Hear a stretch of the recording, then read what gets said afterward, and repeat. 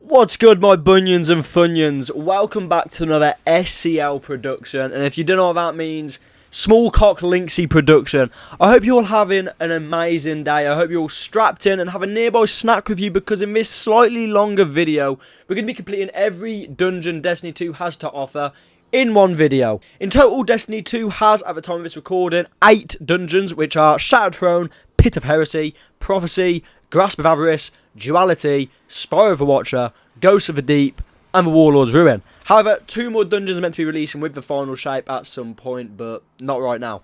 Now, we'll be doing the dungeons in order of release through this video. However, if you did want to watch a specific dungeon run through, I'm basically J.K. Rowling, and there will be chapters guiding you to each dungeon, and a bonus chapter at the end where I'll be whacking them all in a tier list and giving you my proper opinion and review of said dungeons. So, as I've said in 100 videos before this, if you do go on to enjoy this masterpiece, be sure to like, subscribe, and comment what video idea you'd like to see next. And without any further ado, let's jump into the Shattered Throne. We're starting off then with the first ever dungeon introduced in Destiny 2, and I decided to really go out there with my setup for the inaugural dungeon of the video.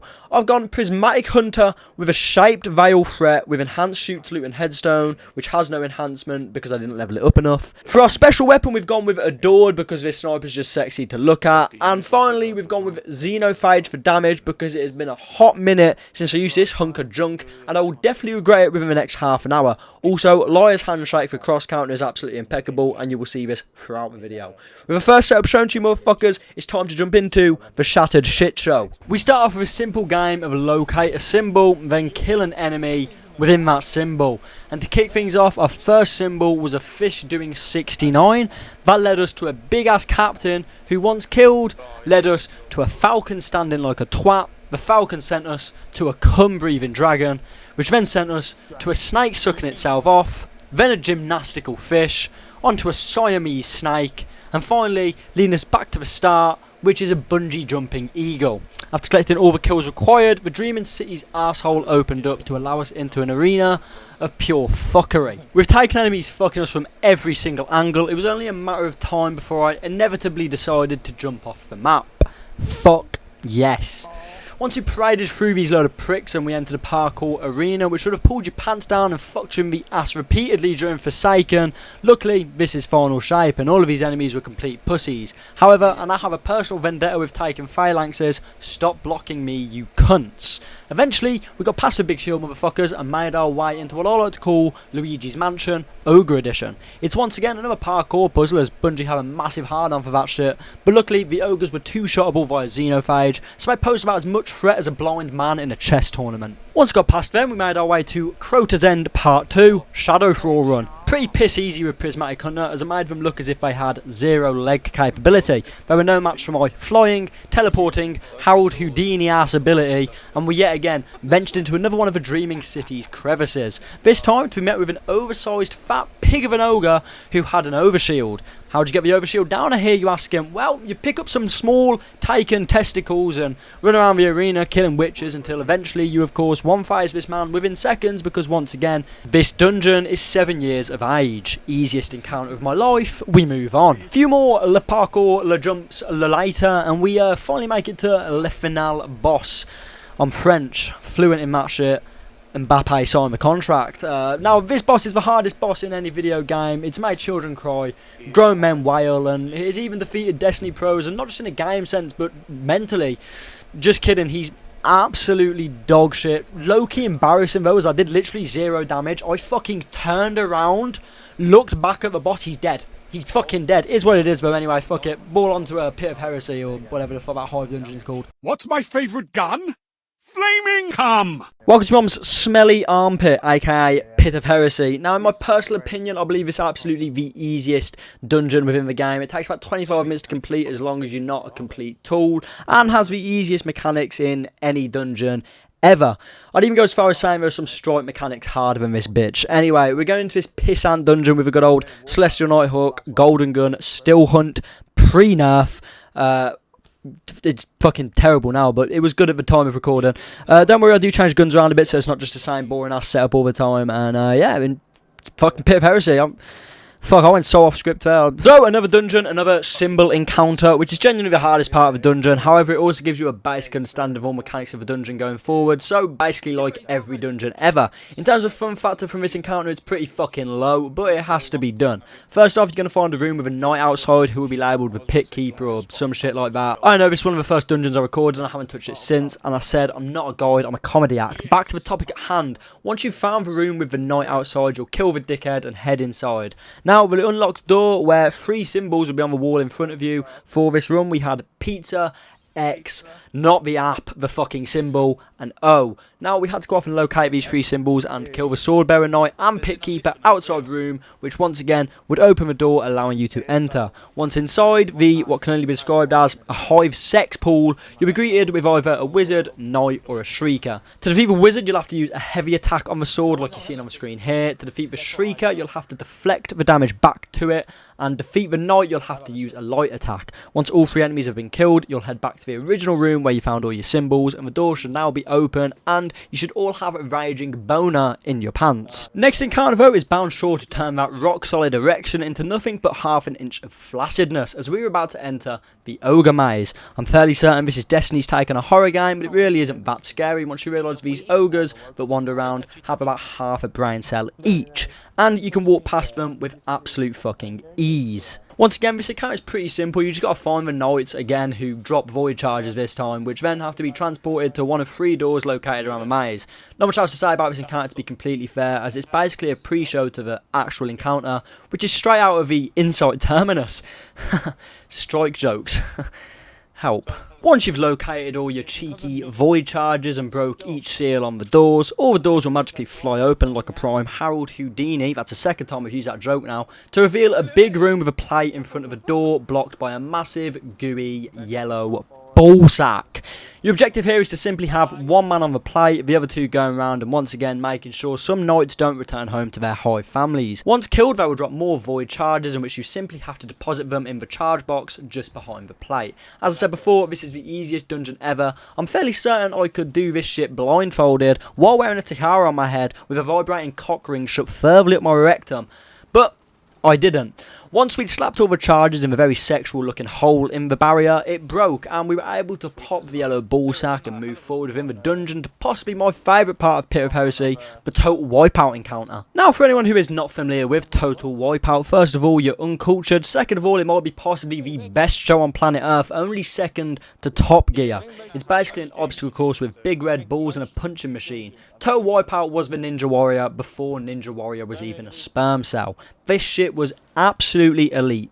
Anyway, the reason I call this encounter Total Wipeout is because you are tasked with running around a massive open area with various swinging chandeliers, rotating rolling pins, and wizards. You have to kill these wizards, of which there are 3 in total, to open another door and progress through to the final boss. Meet Zulmak. He's not a very nice guy and does not like you. Yet again, we're going to be using the same mechanics as the first encounter, in which we'll be gaining swords to defeat all 3 hive enemies again. Once defeated, Zulmak, or Ballsack as I like to call him, will lose his overshield and you will have to step into his circle of fiery seamen to deal damage to him.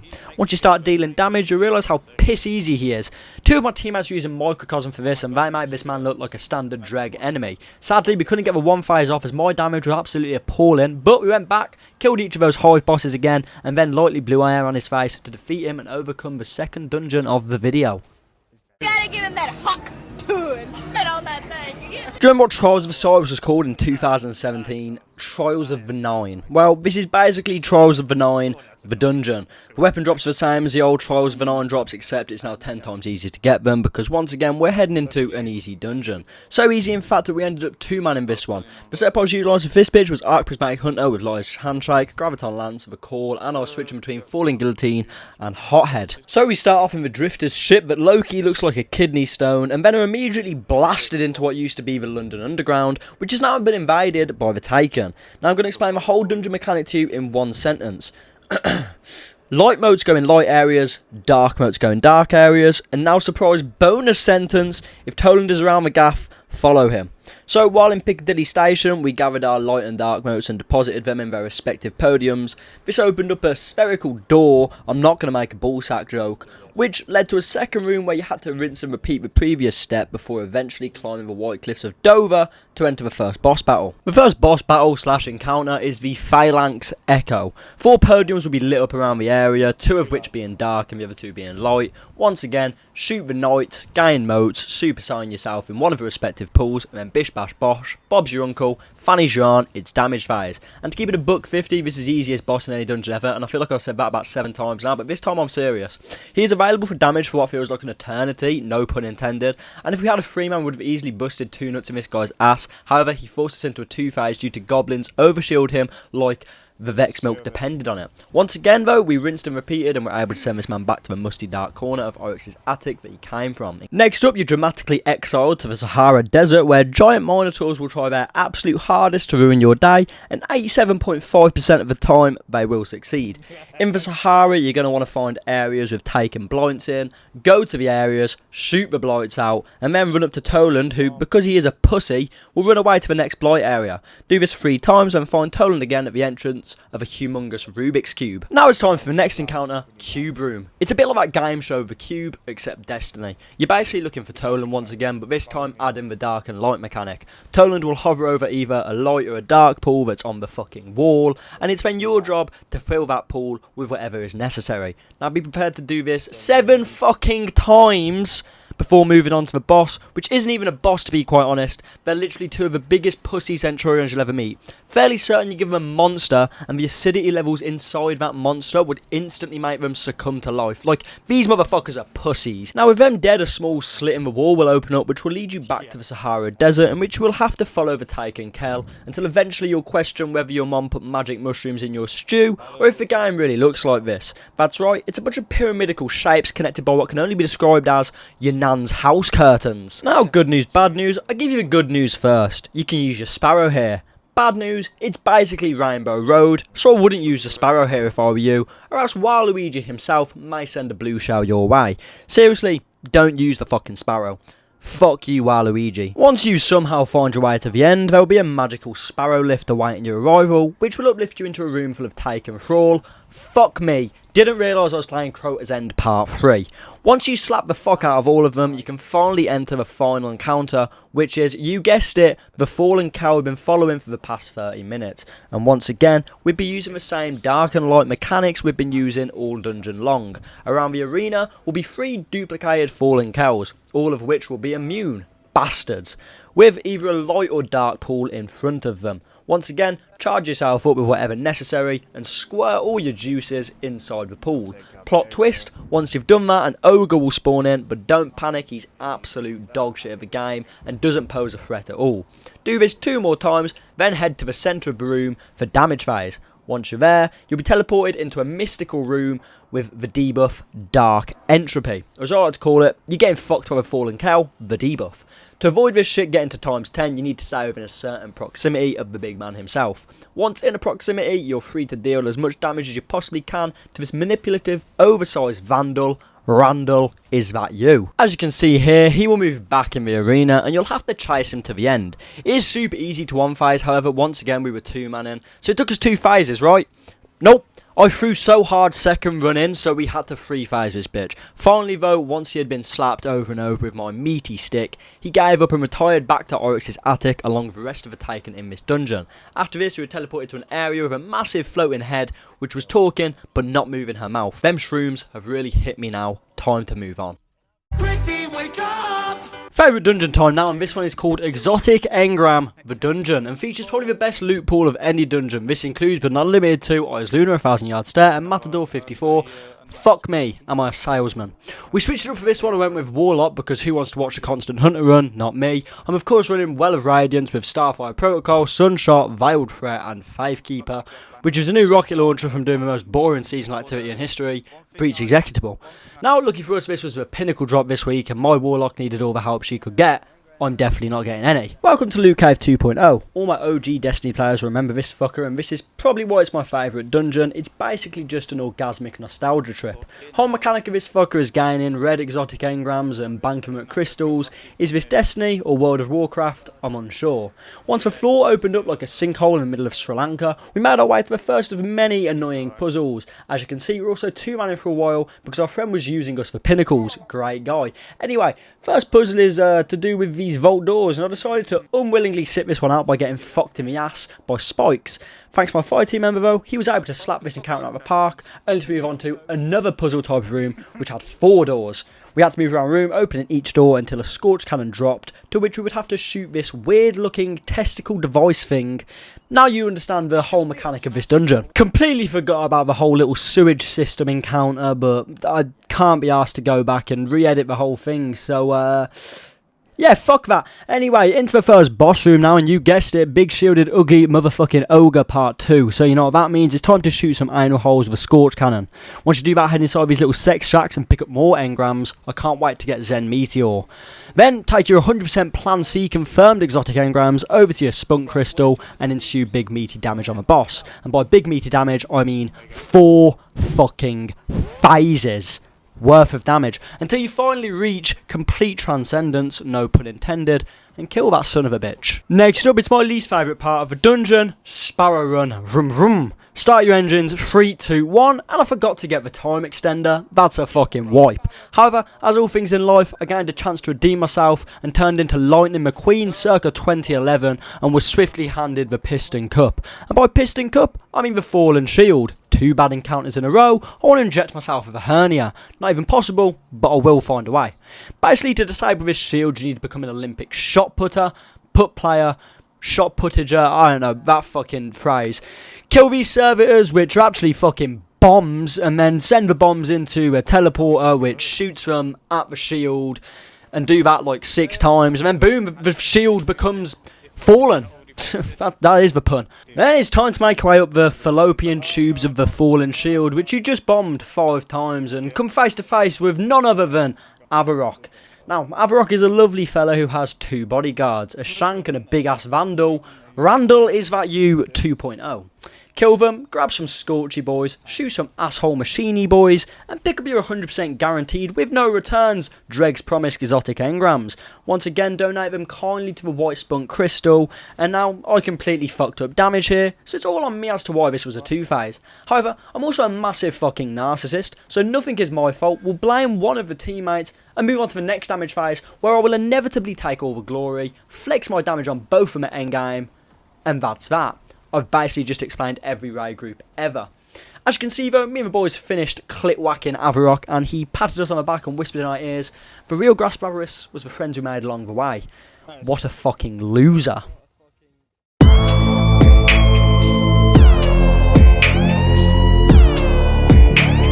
Duality, not the shotgun, the dungeon, places you in one of Callus's nightmares, so you guessed it, everything in this bitch has a red tint, like they've got period stains all over them. Fucking mint.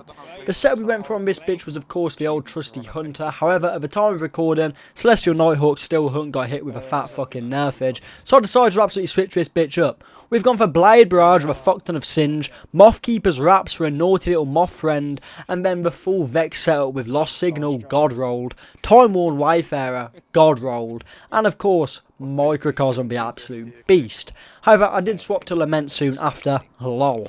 Now let's go ahead and become Callus's sleep paralysis demon. Now we start off by talking to Eris Pawn next to a lovely gold statue of the ugliest villain in the fucking world, Callus. Callus swiftly opens up his asshole to his dungeon below, and we are thrown into none other than, you guessed it, a motherfucking jumping puzzle, followed by more jumping, and more, and fucking more, until eventually, fucking hooray, we got to the first boss encounter, Golran. Not the guy from the raid, the guy from the dungeon. Now this guy was about as hard as butter, and no, not the one from South Park, the thing you'd find in your pantry. Basically the whole shindig of this dungeon is to traverse between the real world and Callus's nightmares. So, as you can guess, every single one of these encounters involves this. For Golran, you need to play snap with symbols by locating the symbol holders, taking them to their respective symbol place, and once done, you'll enter the shadow realm where, if you are a symbol holder, shoulder, you'll be met with 5 shadows of the fatty in the centre. Goal run. Kill them all, head back to the centre, and introduce Goron to your meaty dick. Easiest encounter in any dungeon ever, let's not lie, 5th time I've said this. Once Goron cries out in pain from a pure penetration you've delivered to him, you'll be invited to the worst jump ever if you're a hunter. Luckily, I'm a skilled guardian, and was able to overcome this bitch with nothing but pure fucking aura. Moving on to the stage of dungeon I like to call, You Spin Me Right Round, Baby, Right Round, fucking banger song. Basically, go fiddle with Callus's buttocks in the Shadow Realm, and he'll do a few twirly twirls in the real world. And once again, open up a cheeky doorway for you to enter the second boss encounter. Well, boss encounters putting it very fucking heavily. This boss encounter is a bit different. There are 3 baddies. We'll call them Donald, Dominic and Daniel. Donald was first up on the chopping board, and he was kind as he allowed us to only need 1 key at a time to kill him. So we found the appropriate doors, made our way through the Shadow Realm to slaughter one of Donald's younglings and returned to Donald's humble abode and killed him. We did this again for Dominic. I felt bad for Dom because he actually seemed like a sound geezer. However, with my whole heart, fuck Daniel. Daniel is a bitch who killed the shit out of me. Fuck you, Daniel. So in all, once again, pretty easy encounter. We move on to the 483rd jumping puzzle of the video. I fucking hate this game. It's Kyoto time now, short dungeon, I know, but the mechanics are so basic and every encounter feels the same, so I don't know what else you want from me. You can already see where this bitch is going in the tier list, but it is what it is. You already know the mechanic by now, except this time you've added chains and so many ads it's going to feel like you're a prime member of the Pompeii disaster in 79 AD. Basically, you play snap with symbols again, shoot Kyoto's big fucking chain to annihilate her massive bell end, which sends her into the Shadow Realm. Shoot your bells, go into the Shadow Realm, and once there, she's gonna target one of the 3 bells, kill your bell bearers, and then she decides to come and touch your bell ends, shoot them to stun her, damage the bitch. Easy, piece of piss. So, how does Bungie make this hard? Ads. Just ads. I fuck you not. I got fucking swantoned off the map 3 fucking times. 3 times in this boss battle. Alone. Easily the worst part of this dungeon, the first being how fucking plain boring it is. However, we'll skip past that, as you can see on your laptop, iPad, or fucking cinema screen, depending on where you're watching. As we were finally able to kill good old Kyoto, or Shadow of Kyoto, or Nightmare of Kyoto, or whatever the fuck you want to call it. Who I'm sure everyone loves, right? You know, everybody loves Kyoto. Wrong, her dad had more depth, and he was a comedy character for 90% of his screen time in Lightfall. I said what I said. Fuck Kyoto. Hiya! Spire the motherfucking Watcher. One of the 4 dungeons I've never done before the making of this video. The other 3 being Duality, Ghost of the Deep and Warlords Ruin. However, this one I was most excited for, as the boss fight I saw on the good old interwebs looks fucking sick. You know, the big ass Hydra motherfucker. Yeah, that guy, but more on him later. For this one, I'm using a build you'll never see used anywhere else in the world, fucking ever. I decided to take full advantage of new artifact mods for the sniper rifles, boom boom, and we've gone for the Arc Prismatic Hunter, Godroll Bear Devils, Cloud Strike, which I haven't used in literal fucking years, hope it still holds up, plot twist, it doesn't, and Godroll Taipan. Is this Witch Queen?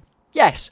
Of course, combined with Liar's Handshake, someone please run Dual Destiny with me so I don't have to use this shit anymore, and boom, the most hit and miss setup of all time. Let's get into it. So for the first encounter and pretty much the whole dungeon, you are an electrician. You got to go around connecting up these little nodes and turning the yellow cables blue. Now I spent the majority of this pre-jumping puzzle part getting absolutely cooked by a Cyclops. Fun times. After getting my fat ass ate out by said Cyclops, we headed inside some sort of Warmind fucking secret service room. Shit looks straight out of Stranger Things Series 3, I can't even lie. The Jumperoonie puzzle led us to our next electrician apprenticeship, this time on a whole ass fucking tower. I know motherfuckers get paid hundreds of thousands of pounds for this shit in real life, so I better get that fucking exotic. Now this tower has 3 layers. We'll call the first layer the starter, the second the main course, and the third, you guessed it, a fucking disaster. I was still getting used to mechanics and I had no idea what the start node was and what the end node was, not to mention that this dumbass LFG my friend found didn't know how to operate a fucking elevator. I love this game. After a very painful 20 minutes though, and the LFG man, who deserves all the slander I'm going to give him by the way, you'll see why, finally made his way up the elevator, we were greeted with our first boss of the dungeon, and a boss I thought was unique, only to realise this bitch had been ripped straight out of Garden of Salvation. Meet Achelous the Siren. He's the long lost cousin of that weird Hydra from the worst raid in Destiny 2. Side note, I ditched the build off on this encounter because it was genuinely just shit. Cloud Strike has been massacred. I could cry. Rest in peace, my boy. However, apart from that, this encounter was actually pretty fucking fun until that LFG cunt decided to become about as useful as a condom that had been pinned to a wall for half a college semester, then been utilised in a frat party. This motherfucker died over and over and over. The first damage phase we did was 2-man because this man once again couldn't find the capability in his legs to project himself up onto the platform. So for those of you who have watched my Crota's End video, I take it all back. This man is the worst LFG member ever. Lucky though, after 5 long hard fought phases with the clearly STD ridden Hydra, we gave him a fat little ooh and speared his ass into the fucking Shadow Realm, and guess what? He dropped me a cloak. A cloak at 1990. A cloak is also the last pinnacle I need. Fuck you, Bungie. And hey, if you're wondering what the mechanics were for that motherfucker, electrician. I'm now fully qualified and have a university level degree in electronic engineering. Somebody suck me. Also, the LFG member had fully pushed every single one of my buttons, so if you end up seeing the chat log in this video, just pretend you didn't see that shit. Now, after a couple of fan jumps later, it was time to be introduced to a new mechanic. Timed Electrician Degree Level 2. For this one, you simply had to shoot red wires in a set amount of time, and once you've learned this shit, you'd be granted 100 grand a year salary and a decent pension, as you are now a fully qualified Sparky. But oh, what's this?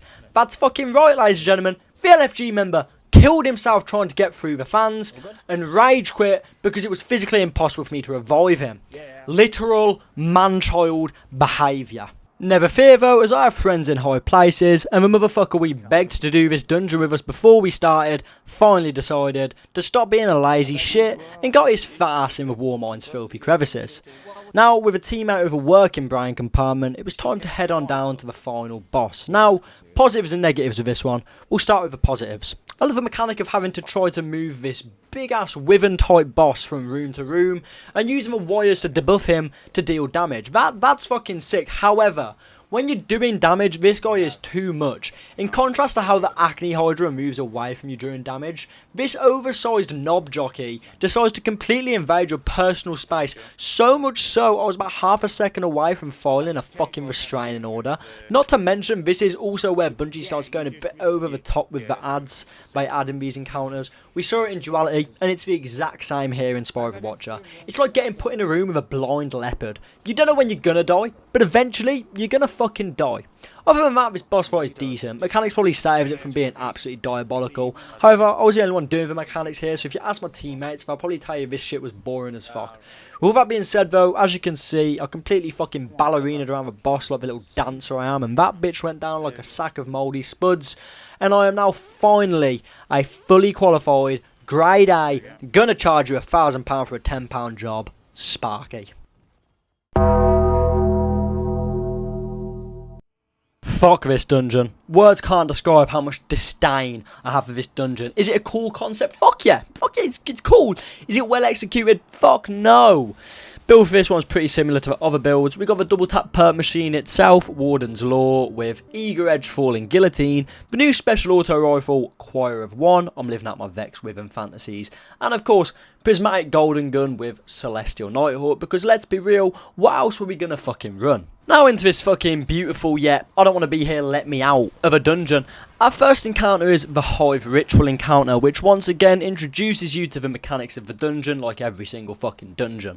This time around it's all about deep sight and vestiges of light. For the Hive Ritual encounter you gotta kill this big spellbinding ogre to reveal a path to different symbols where you need to kill wizards, keep following the green glowing spunk path for more wizards, and then finally you'll reach some sort of a light bearing hive. You'll also need to kill the cunt and then crush his ugly ass ghost in the palm of your hand. You'll then be granted Vestige of Light, and you'll need to deposit this in the corresponding symbol to the light bearer you just killed.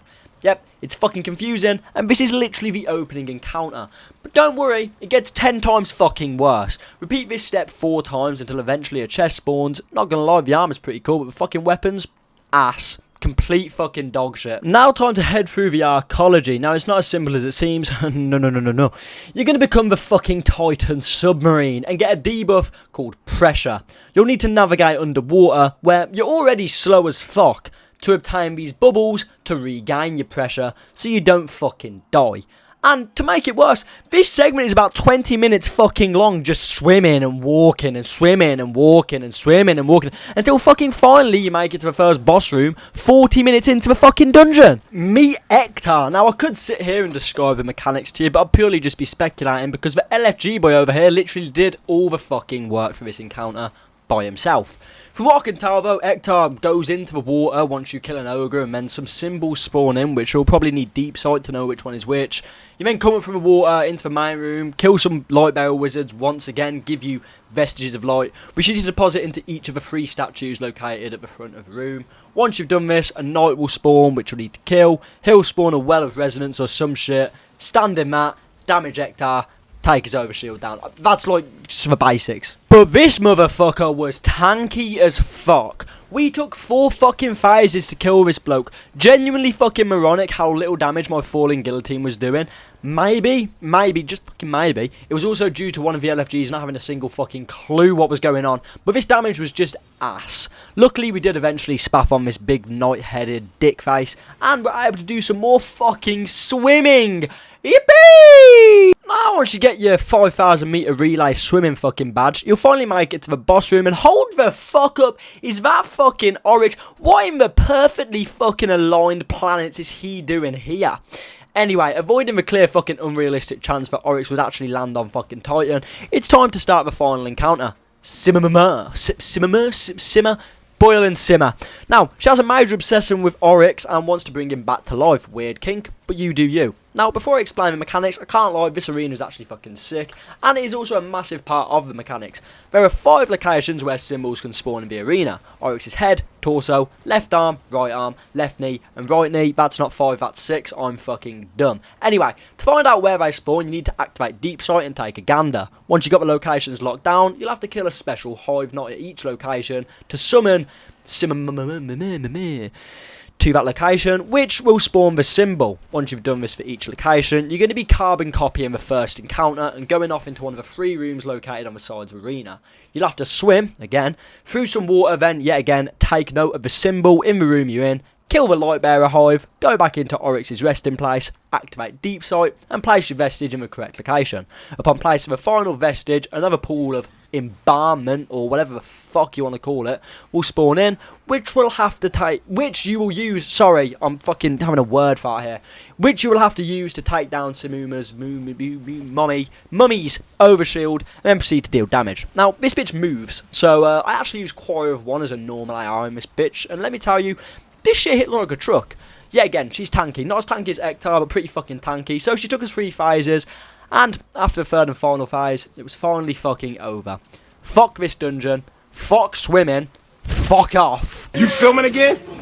Are you fucking filming again? You've now successfully made it to the final dungeon of the video, which, funnily enough, is the 2nd dungeon I had recorded, so shout out the Warlords Ruin footage for sitting on my hard drive the longest.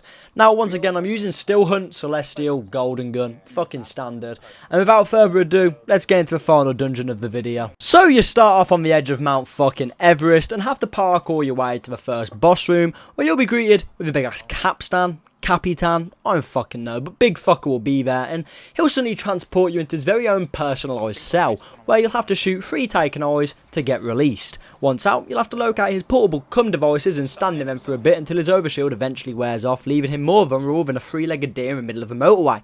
Once he's in this vulnerable state, you are free to do whatever damage you feel is necessary to this poor bastard. Sadly, my team are shit, and we 4-phased the wanker.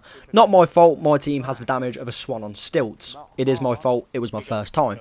Eventually though, we made it through this helmet wearing motherfucker, and were briefly introduced to an overgrown slimy blue testicle. I decided to call him Dave. Now, Dave wasn't as friendly as it seemed, no. Dave decided we had been bad boys and not the Will Smith type, and had us locked up in his naughty dungeon. So there we were, me and the boys were locked up, they won't let me out. Yeah, I'm a fucking singer.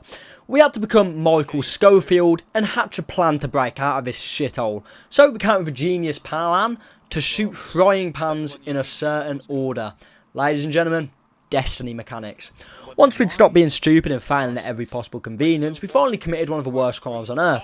Prison break. And were rewarded with absolute dogshit loot for our troubles. Hooray. Anyway, swiftly skipping past the shit loot and dog awful prison officers, we're now greeted with what can only be described as the Paris catacombs, minus all the French people leading us to our impending doom. aka abandoned and left for dead in the Paris catacombs. Shout out explorer YouTubers.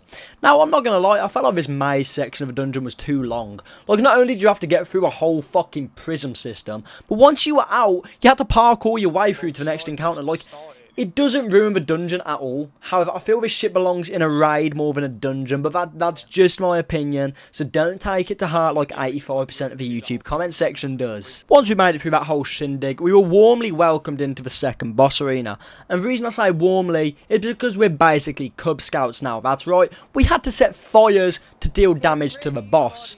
That's the whole mechanic. On top of shooting eyes, then shooting big ugly fuckers to once again stand in their spunk perimeter. Now, this sounds pretty easy, however, I fuck you not, we wiped again. And again. And again. The reason, there are so many fucking ads, bro. Like, this battle is hard enough with the storm and that shit, but to add over 50,000 fucking ads that keep fucking spawning and spawning and spawning is just taking the piss.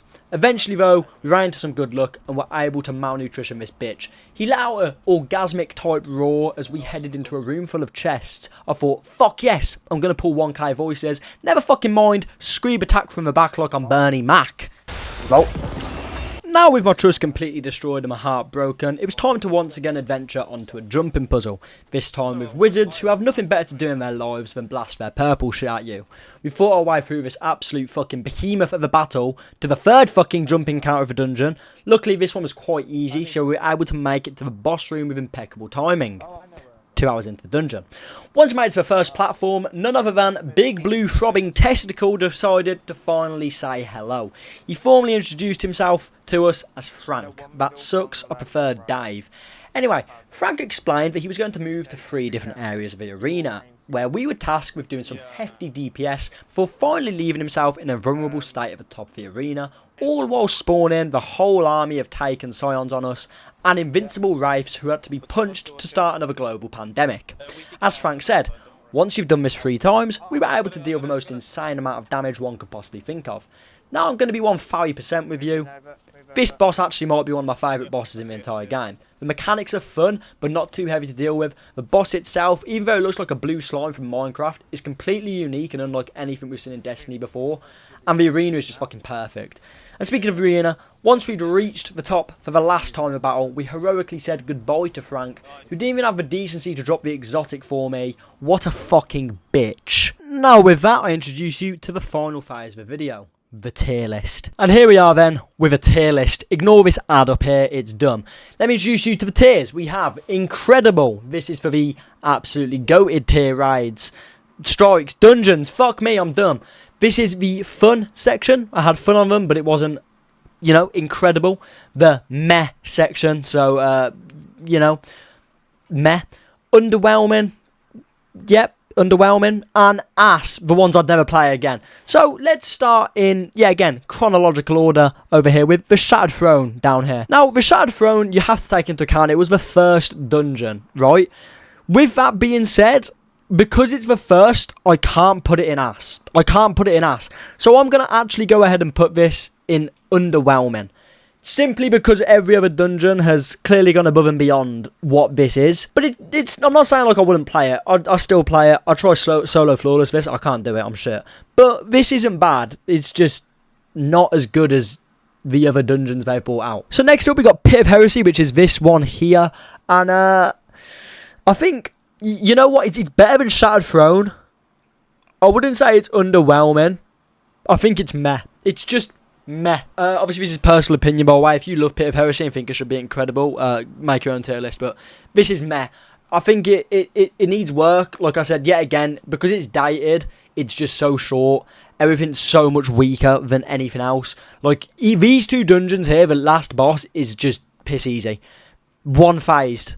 Easy. I think this doesn't have 2 bosses. This literally has 1 boss at the end. This has 2 bosses. It has the ogre. Does Pit of Heresy have 2 bosses? No.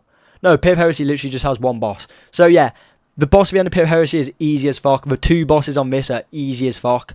So yeah, that's actually, yeah, you know what? Pit of Heresy should probably be underwhelming as well. Fuck it. Yeah, fuck it. Next up, we got Prophecy. Now, this one is going in fun. I love Prophecy. It's not incredible because, yet again, dated, but this is fun. This is the first dungeon I feel like they actually thought, you know what, we can make dungeons longer than what a perceived dungeon should be. This shit right here is fun as fuck. I love Prophecy, okay? Personally, my favourite dungeon in the game. I can't put it in incredible because it's just not. But Prophecy is fucking great dungeon. It's a great dungeon. You got the room. The only annoying part of it is the Rubik's Cube room. I don't know what the encounter is actually called. It's called something like crazy stupid, but that is probably the only annoying part of the whole dungeon. But all 3 bosses, I mean, I guess if you count the cube room phalanxes as bosses, all 3 bosses are pretty fun, especially the Keleko. That whole, like, is unique. So I like this placement. Perfect. It's a fun dungeon. It's not incredible, but it is fun. Next up, we got Grasp of Avarice. And this, yet again, will be joining Prophecy in fun. And you know what? It's going to go above Prophecy for fun. Yeah, like I said, this is one of my favourites. But Grasp of Avarice, bro, it adds that nostalgia along with the dungeon mechanics together. I love this dungeon. It's incredible. Not to mention, this is also the dungeon you get Galahorn from, which is just iconic. There's also the weapons from this dungeon are probably the best weapons in any dungeon, if I do say so myself. Matador 64 is still one of the best guns for PvP. 1,000-yard stairs, just iconic. And Oyer's Luna is legendary Hawkmoon, right? So yeah, Grasp of Avarice for me is fun. Bro, it is bordering on incredible. And, you know... Oh, bro, now, I'm going to put it in fun purely because of shield encounter. Fallen Shield encounter ruins the fact of me putting it incredible. If it was something else other than Fallen Shield, if it was a better encounter, this would go incredible. But yeah, Fallen Shield just makes it fun. I hate that encounter. But everything else about this dungeon, mwah, chef's kiss. I love Grasp of Avarice. Next up, we got Duality. And this is going to be the first one that makes its way into the meh category. This is meh. It's just weird, like, having to go into different realms and moving around. It's the first dungeon where they just started to get a bit over the top with mechanics and ads, which is like what I said in the video earlier. It's just a bit much, and I think it overdoes it. Also, not to mention, the statues part of this dungeon is really fucking buggy, and that fucking ruins the flow. Like, if you're on for a solo flawless or something, that's going to ruin the flow if your fucking statues bug out. So, Duality goes in there. I think Kyaitel's annoying. I think Radan, no, it's not Radan, that's that guy off Elden Ring. Golran's a fucking fun fight. That is a very fun fight. And then the 4 different Hive, Cabal, even people. That's a weird fight, but Golran's a fun fight. Kyaitel's annoying, and them 4 fuckers are, yeah, again, just meh. So yeah, that's why it's in meh. I mean, if the last fight was Golran, it might go into like something in between meh and fun, but it goes in meh. It's not underwhelming, but it's not good. Next up, we got Spire of a Watcher, and ladies and gentlemen, a lot of people dog on this shit, and I will admit the last encounter ruins it a little bit, but I don't think it's meh. It's not meh. I think this is bottom of fun. For me, bottom of fun. I actually enjoyed this dungeon very fucking much. The whole, like, being an electrician, I know I made a joke of it in the video, whole being an electrician is actually super fucking fun. The first Consecrated Mind, is it? The first boss fight where you have to shoot his acne spots off, that's fun as fuck. It comes straight out of Garden of Salvation, but I think it fits better in a dungeon than it does in a raid. So, yeah, again, this in fun makes complete sense to me. I like it. Yeah, again, the last boss can be fucking annoying, but nah, this deserves fun. Ghosts of the Deep. Ass. There's nowhere else to put that. Ass. It's annoying because I think it's the most good-looking dungeon, but holy shit, the mechanics. The last boss isn't that bad, but the mechanics just, oh, that's so ass, man. Ghosts of the Deep is ass. I don't think it's just ass. It is fucking horrible, bro. I can't take it. I don't even think, like, there's always these solo things here. The only one I've done solo is Shattered Throne, and if I was going to put Shattered Throne solo, I'd probably just put it in meh. It's a bit more fun because you have more stuff to do, but I don't fucking know, man. Ghosts of the Deep is just ass. It's ass, man. Like, Ektar, the first boss, is ass. I don't like it. It's just annoying. The water mechanic, having to deep dive and shit, ass. Fucking, what else is there that's just ass? Bro, the fact that there is literally like a 20-minute guided tour through the archaeology just to get to Ektar is ass. It's ass. And then finally, Warlords Ruin. You already know where this is going. This, the best dungeon they've made. Incredible. Each boss fight is fucking perfect, right? The first one where you're taking on Fickrel, is it? Or something like that. Incredible mechanic, getting locked up in a cage, having to shoot the acolyte eyes, standing in the spunk. Can be a bit annoying because it seems like you don't have enough time, but I still think it's an incredible boss. You have the whole, like, sort of, you have to be talking with the whole cell part. If you're in a team, you have to be talking. You have the ogre segment, which is, yet again, another cool mechanic, using the fire to lighten up and obviously avoid the storm in the fire. And then finally, you have Heffen's Vengeance, or whatever his name, I think his name is Heffend, or something like that, the blue testicle. Yeah, really fun. The best dungeon boss there is that guy. This shit is the only incredible dungeon in the game for me. I haven't soloed it, haven't even attempted it, don't know if I want to, because I think I would just get fucking assed. But, you know, it's fucking incredible. Incredible dungeon. The atmosphere is great on Fellwinter's Peak. I feel like, no, that's that, never mind, that's that Onslaught map. I thought it was like next to Fellwinter's Peak from Destiny 1, but no, that's that Onslaught map. The best thing about this is you can actually see the fucking plague lands, or where the plague lands should be, from up here, and also in that Onslaught mission, you can see the Wrath of the Machine raid, you can see Foundry 13, or Forge 113, or something like that, whatever it's called. But yeah, no, everything about this raid, everything about this dungeon even, incredible. Boss fights, incredible. Jumping puzzles, actually fun, because you have that added risk of platforms falling away.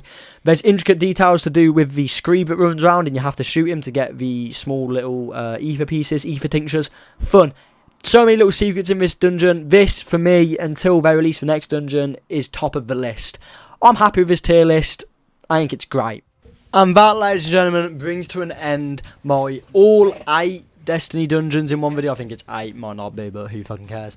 All 8 Destiny dungeons in one video. This took me longer than I'd like to admit to make, so a fucking like and a subscription would be fucking beautiful. If you'd like to see me go ahead and try and solo all of these in one video, then fucking let me know in the comments down below.